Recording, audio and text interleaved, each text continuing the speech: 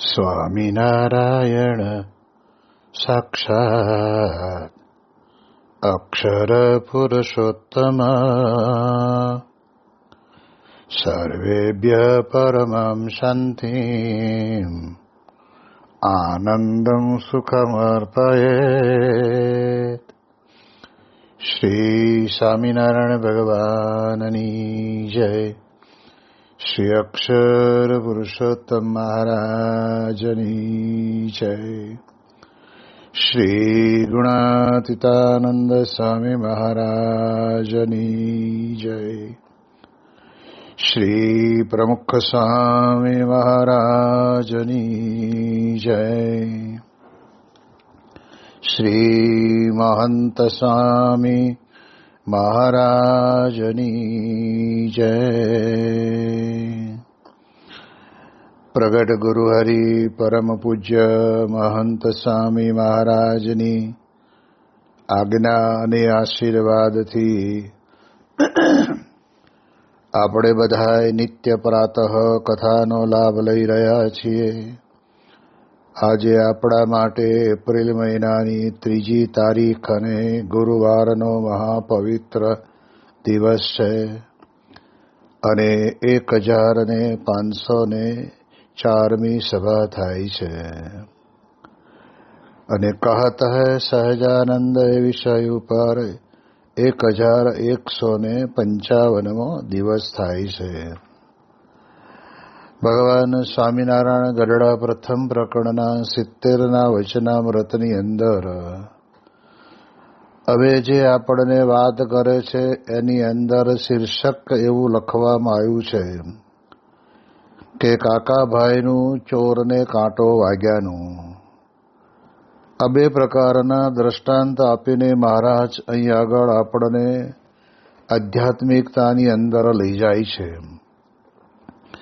પછી શ્રીજી મહારાજ બોલ્યા, જે મોટા મોટા પરમહંસ માહોમાહી પ્રશ્ન ઉત્તર કરો તથા કોઈ હરિભક્તને પૂછવું હોય તો પરમહંસને પૂછો. મહારાજ કેટલા અક્ષરધામના અધિપતિ પૂર્ણ પુરુષોત્તમ નારાયણ આપણા જેવા બનીને આપણી વચ્ચે રહે છે ત્યારે આપણી સાથે કેવા હળી મળીને રહે છે. અરે વાત પણ વાસ્તવિક છે કે જ્યારે પરબ્રહ્મ પુરુષોત્તમ નારાયણ સ્વયં પોતે આ પૃથ્વી ઉપર પ્રગટ થાય છે ત્યારે એમનું અસલ સ્વરૂપ જે અક્ષરધામને વિશે રહેલું છે એ સ્વરૂપના દિવ્ય તેજની સાથે જો આપણી વચ્ચે આવીને રહે તો આપણે જ રહી ન શકીએ એવી દિવ્યતા પ્રભુના જીવનની અંદર રહેલી છે. એટલે ભગવાન જ્યારે આપણા જેવા બને છે ત્યારે આપણી વચ્ચે આપણને અનુકૂળ થાય છે. આ એક બહુ જ મોટામાં મોટું ભગવાનનું આગવું લક્ષણ છે.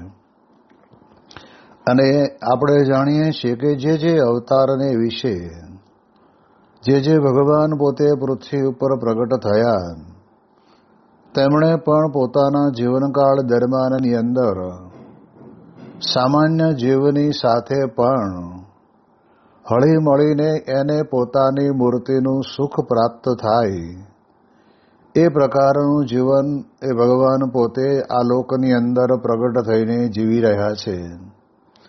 જેમ રામચંદ્ર ભગવાન પોતે આ લોકની અંદર પ્રગટ થયા તો એમણે જે કાર્ય કરવાનું હતું એ કાર્ય કરવા માટે થઈને ભલે અયોધ્યાના સમ્રાટ બનવાના હતા તેમ છતાં પણ માતાના વચન વડે કરીને પિતાની આજ્ઞાએ કરીને આપણે જાણીએ એ પ્રમાણે કહે છે કે જંગલની અંદર 14 વર્ષ પર્યંત રહ્યા અને ત્યાં આગળ પણ બધાની સાથે એ બધા જ વાનર મિત્રોની સાથે પણ ભગવાન પોતે એ પોતાનું ભગવાનપણું છોડી દઈને એ મિત્રતાના નાતે ત્યાં આગળ બધાની સાથે રહ્યા.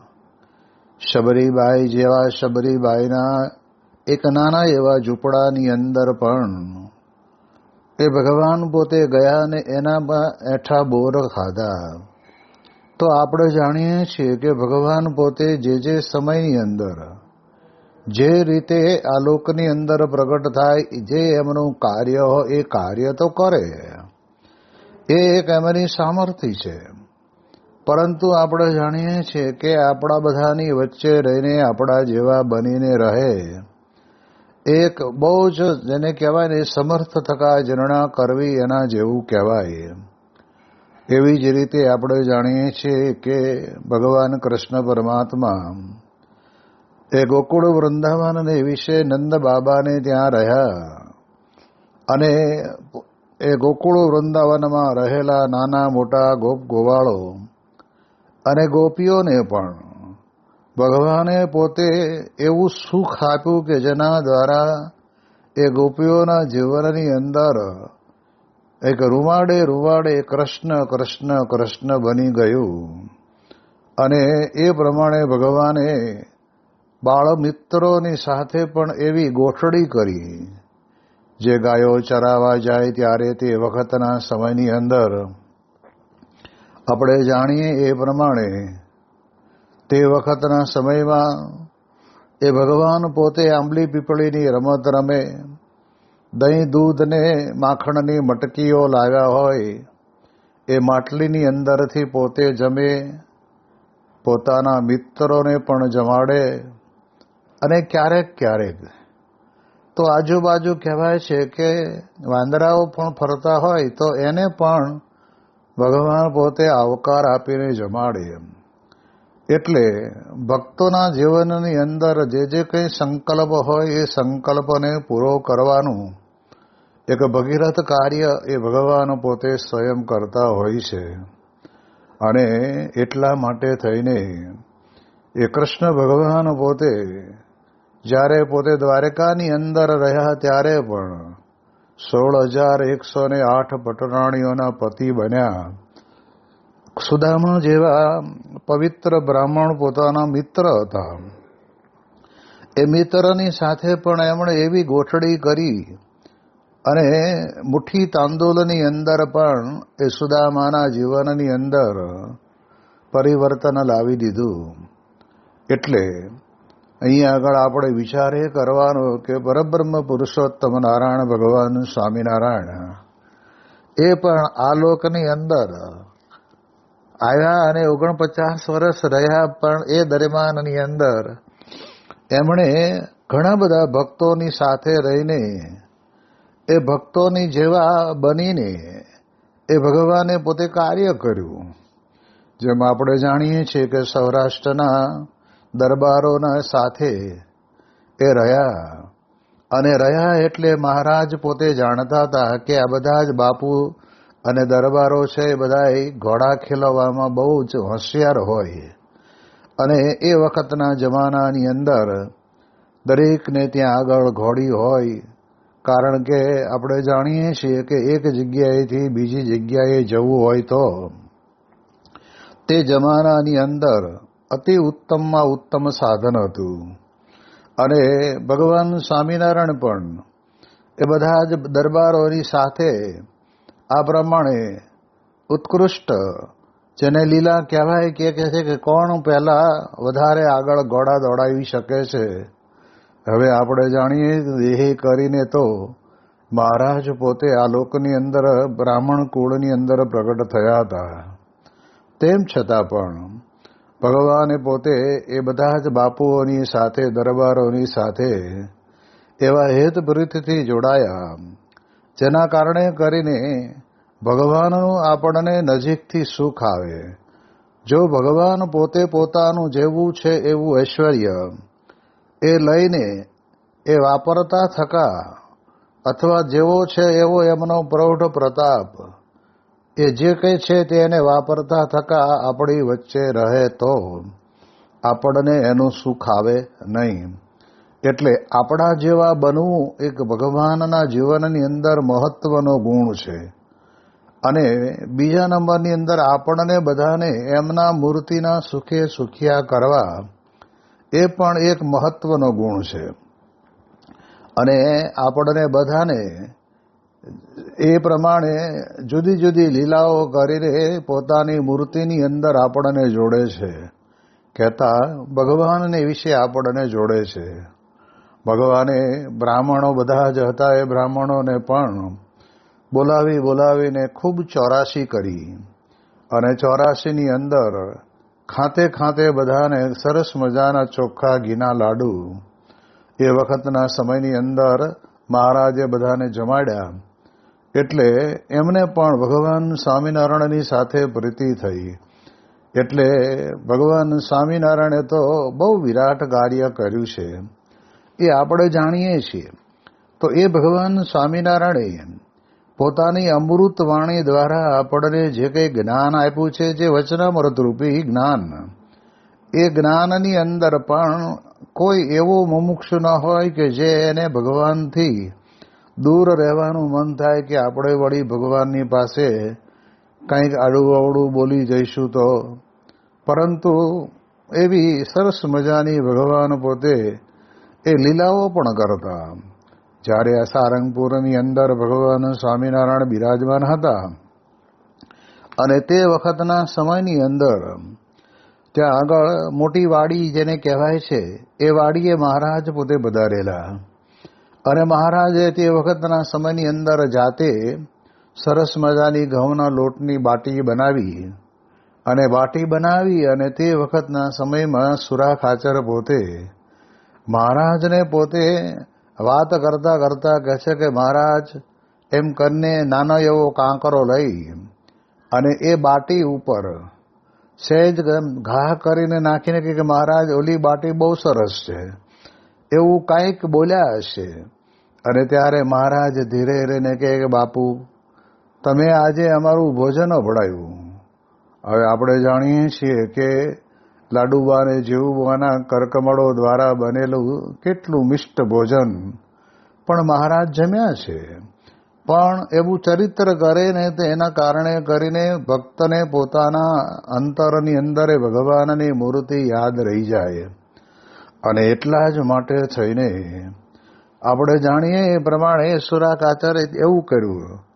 એવામાં કોઈક વળી ભગવાનનો ભક્ત હશે, એ ભગવાન માટે શણગાર લાવેલા, પોશાક લાવેલા. અને ત્યારે મહારાજને કહ્યું કે મહારાજ આ મારી ભાવના છે, તમે અંગીકાર કરો. અને ત્યારે ભગવાન સ્વામિનારાયણ સુરવાળના એક જ પૈસાની અંદર 2 પગ નાખે. હવે એક પગ માંડ જતો હોય એની જગ્યાએ 2 નાખે, એ કેવું લાગે? પણ આવું ચરિત્ર કરે ને એની અંદર સજે ભક્તોને ભગવાનની મૂર્તિનું ચિંતન કરવું હોય તો સરળ પડે. કે મહારાજ મોટી વાડીએ ગયા હતા અને ભક્ત કોઈ આ પ્રમાણે વસ્ત્ર અલંકાર લાવેલા, અને એ સુરવાળની અંદર એક પૈસાની અંદર 2 પગ નાખતા હતા, એવું યાદ રહી જાય. એવું માનુષી ચરિત્ર કરે, પણ એ માનુષી ચરિત્ર એ આપણને માયામાં ફસાવા માટે નહીં, પણ આપણા અંતરની અંદર પડેલી મોહરૂપી માયા, એ માયામાંથી મુક્તિ મેળવવા માટે થઈને એ ભગવાન પોતે આવું ચરિત્ર કરતા હોય છે. અને તે વખતના સમયની અંદર આપણે જાણીએ એ પ્રમાણે ભગવાન સ્વામિનારાયણને વળી પાછું સુરા ખાચરે પૂછ્યું કે મહારાજ કપડાં પહેરતા બરાબર આવડતું નથી, તો કલ્યાણ કેવી રીતે કરશો? હવે આપણે વિચાર કરીએ એ વખતના જમાનાની અંદર કલ્યાણ જેવો શબ્દ કેવો આમ લોકમાનસની અંદર એક દ્રઢ થઈને પડેલો. તો કહે છે કે અમારું કાયાનું કલ્યાણ કરો. આમ ભગવાન કે સંતની પાસે આવીને એ જમાના પ્રમાણે તે વખતના લોકો આવી વાતો કરતા. ત્યારે આપણે જાણીએ છીએ કે કાયાનું કલ્યાણ તો સરસ મજાનો બાજરાનો રોટલો અને તાસળી ભરીને દૂધ એ જમી ગયા હોય ને એટલે કાયાનું કલ્યાણ. પણ જીવનું કલ્યાણ કરવાનું છે એવી પણ ઘણી વખત ખબર ન હોય. એવા સંજોગોની અંદર ભગવાન સ્વામિનારાયણને સુરા ખાચર પોતે કહે છે કે મહારાજ અમારું કલ્યાણ કેવી રીતે કરશો? અને ત્યારે તે વખતના સમયની અંદર ભગવાન સ્વામિનારાયણે પોતે ચપટી વગાડીને કહ્યું કે અમે તમારા બધાનું કલ્યાણ તો આમ કરશું. એટલે એવી એક સ્મૃતિ રહી જાય ને, એ પણ એક જીવનની અંદર અતિ મહત્વની બાબત છે.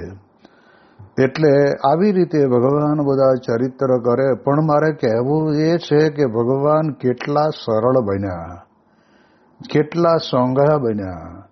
જે મોંઘા એવા પરબ્રહ્મ પુરુષોત્તમ નારાયણ કે જે અક્ષરધામને પામવા માટે, જેમ કહેવાય છે ને, આપણને સમજાય એવા માટે થઈને આપણને કહે છે ને કે અક્ષરધામ બાહ્ય દ્રષ્ટિએ કરીને કેટલું બધું છેટું. તો ગુણાતીતાનંદ સ્વામી પોતે કહે છે કે લાખ મણ રોઢાનો ઘોડો એ અક્ષરધામને વિશેથી પૃથ્વી ઉપર નાખ્યો હોય તો વાના લેરખે ઘસાતો ઘસાતો ઘસાતો જ્યારે પૃથ્વી ઉપર આવે ત્યારે કહે છે કે રજ ભેળું રજ થઈ જાય. લોખંડ અને એમાં પણ લાખ મણ રોઢું એ પવનના લેરખે ઘસાઈ જાય તો કેટલું એ ઊંચું અને અદ્ધર અક્ષરધામ હશે, દૂર હશે, એની આપણને બાહ્ય દ્રષ્ટિએ ખબર પડે એટલા માટે. પણ આધ્યાત્મિક દ્રષ્ટિએ જોવા જઈએ તો આપણને જે મળ્યા તે છે જે માયા અપાર. આવા બીજા કોઈને મળ્યા નથી, મળશે નહીં. દેહ મૂકી જેને પામવા દેહ છતાં મળ્યા અહીં. આપણા આધ્યાત્મિકતાની અંદર તો આપણને છતી દેહે એ અક્ષરધામના અધિપતિ ભગવાન સ્વામિનારાયણ આપણને પ્રાપ્ત થયા છે. અને એ ખરેખર વાત વાસ્તવિક છે. તો આવું જે અક્ષરધામ, એ અક્ષરધામને અનંત મુક્તો એક પગે ઊભા રહીને એ ભગવાન સ્વામિનારાયણની વંદન પ્રાર્થના સ્તુતિ કરતા હોય એવા અક્ષરધામને વિશે અક્ષર બ્રહ્મ પોતે સ્વયં ભગવાન સ્વામિનારાયણની અખંડ સેવામાં હોય એવા જે અક્ષરધામને વિશે અક્ષર મુક્તો માયાથી પર બની ગયા હોય એ અક્ષરધામનું વર્ણન શ્રીમદ ભગવદ્ ગીતાની વિશે પણ આપણને કહેવામાં આવ્યું છે ને કે ન તદ ભાષયતે સૂર્યો ન શશાંકો ન પાવક યદ ગત્વા ના નિવર્તન્તે તદ્ધામ પરમમ મમ. આવું જે પરમ ભગવાનનું ધામ છે એ ધામને પામવા માટે થઈને તો કેટલા મોટા મોટા યોગીઓએ સાધના કરી છે. પરંતુ જ્યાં સૂર્ય અને ચંદ્રની ગતિ નથી, જ્યાં આગળ સ્ત્રી પુરુષનો ભેદભાવ નથી, અને જ્યાં આગળ આપણે જાણીએ એ પ્રમાણે ત્યાં અક્ષરધામને વિશે કહેવાય છે કે ગયેલો પાછો આવતો નથી, એવું અક્ષરધામ. અને એવા અક્ષરધામને વિશે રહેનારા પરબ્રહ્મ પુરુષોત્તમ નારાયણ ગુરુ હરિમહંત સ્વામી મહારાજ આપણને વાત કરીને કહે છે કે આ ભગવાન અને આ સંત અનંત કોટી બ્રહ્માંડો છે. એ કોઈ બ્રહ્માંડને વિશે ન ગયા અને આ બ્રહ્માંડને વિશે આવ્યા. અને એમાં પણ સદભાગ્યની વાત તો એટલી કે આ બ્રહ્માંડની વિશે આપણને મનુષ્યનો અવતાર પ્રાપ્ત થયો અને ભગવાનનું પ્રાગટ્ય. કારણ કે જ્યારે પણ આપણને મનુષ્યનું શરીર મળે છે ત્યારે આ ભગવાન પોતે ગુણાતીત સત્પુરુષ દ્વારા એ પૃથ્વી ઉપર હંમેશને માટે પ્રગટ રહે છે. એવા ભગવાનની આપણને પ્રાપ્તિ થઈ. અને એ ભગવાન જેમ શબરીના બોર એઠા ખાધા એમ ભગવાન પોતે જેતલપુરની અંદર જેને કહેવાય ને કે જીવણ ભગતના હાથનો બનાવેલો મઠનો રોટલો ખાધો. અને એવા બધા ભાવની અંદર આવી ગયેલા. તો એવા ભક્તને પણ આ પરબ્રહ્મ પુરુષોત્તમ નારાયણનો યોગ થયો.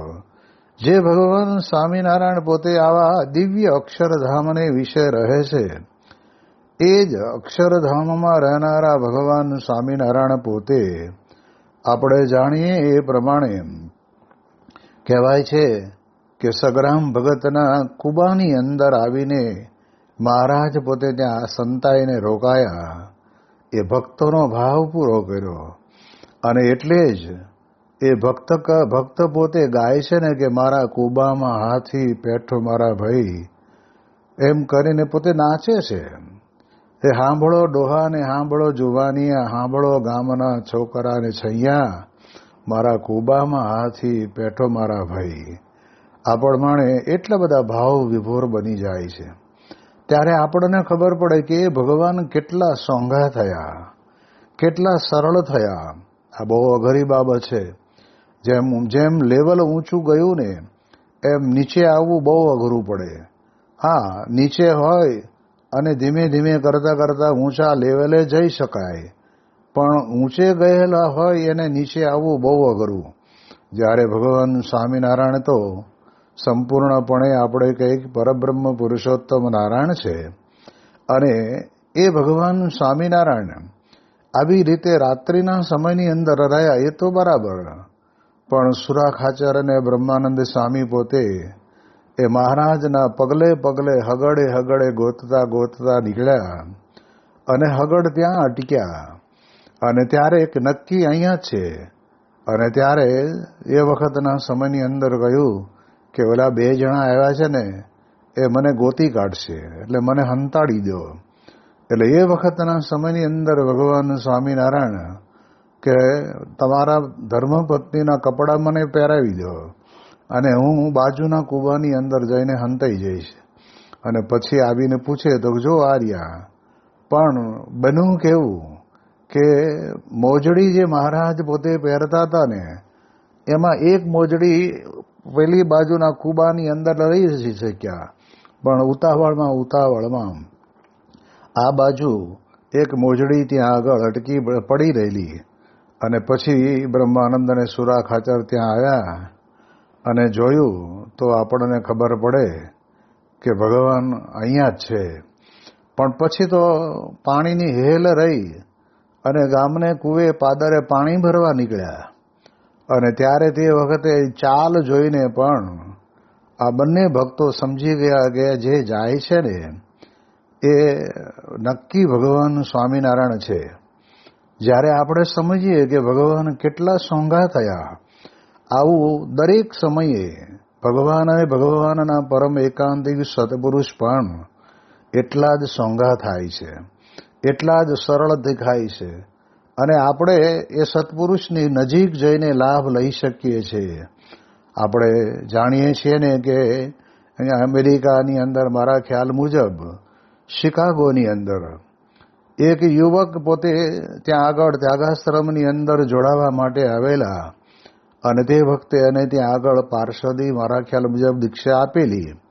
ત્યારે એના ભાઈનો દીકરો એ પરમહંસ સ્વામી મહારાજની પાસે આવીને કહ્યું કે સ્વામી બાપા, હવે બહુ મોટી સંખ્યાની અંદર હરિભક્તો સભામંડપ ખીચોખીચ ભરાયેલો હતો. અને તે સમયની અંદર આ બાળક પોતે બાપાને કહે છે કે સ્વામી બાપા, આજે મારા કાકાને તમે લેવા માટે આવ્યા. આટલા બધા સંતો 20 જેટલા સંતો આવ્યા, પણ હું જ્યારે સાધુ થાઉં ને ત્યારે 100 જેટલા સંતો લઈને તમે મને લેવા આવજો. હવે નાનો બાળકને અને એમાંય અમેરિકાની ધરતી ઉપર ઉછરેલું બાળક, અત્યારના